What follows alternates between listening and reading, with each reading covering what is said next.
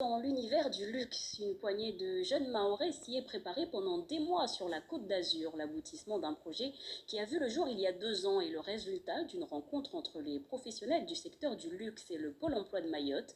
8 Mahorais s'étaient envolés pour Cannes dans l'idée de suivre cette formation qui a pris fin le vendredi 24 février. Thierry Lersin et Denis Rousseau ont été à leur rencontre.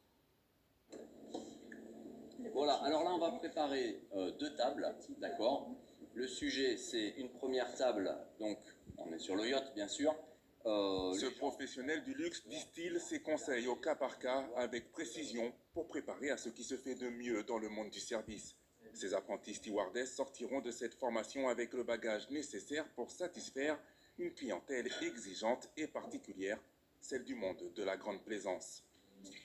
Des navires qui peuvent atteindre plus de 100 mètres de long, des palaces flottants qui nécessitent un personnel hautement qualifié.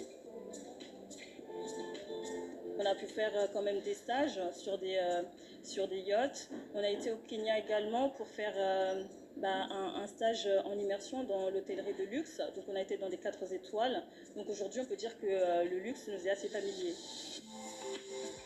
J'ai découvert cette formation via les informations, la presse écrite. Et du coup, je me suis dit pourquoi pas, vu que je reviens d'un parcours, j'ai fait des études de tourisme. Du coup, je me suis dit pourquoi pas expérimenter cette formation-là et j'ai saisi l'opportunité tout simplement.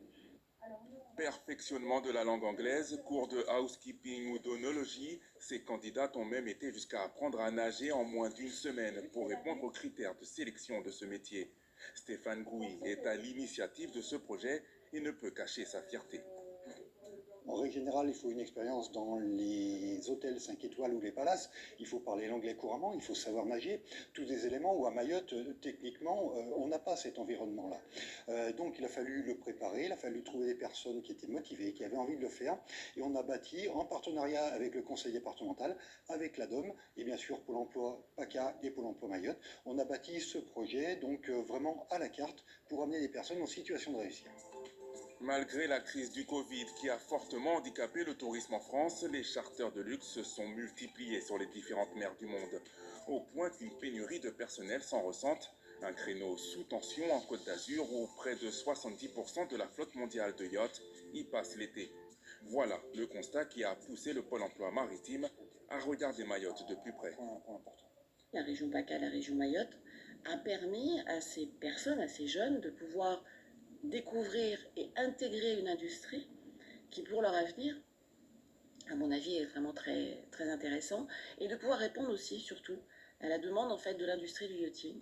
Et dans ce projet très particulier avec Mayotte, nous sommes arrivés à faire en sorte que cette formation puisse bénéficier à des publics qui n'étaient pas sur notre territoire métropolitain. Sur les 8 candidats qui ont commencé la formation, la moitié ressort avec une promesse d'embauche. L'objectif de placer Mayotte comme plateforme de recrutement pour ces métiers sous tension est en bonne voie.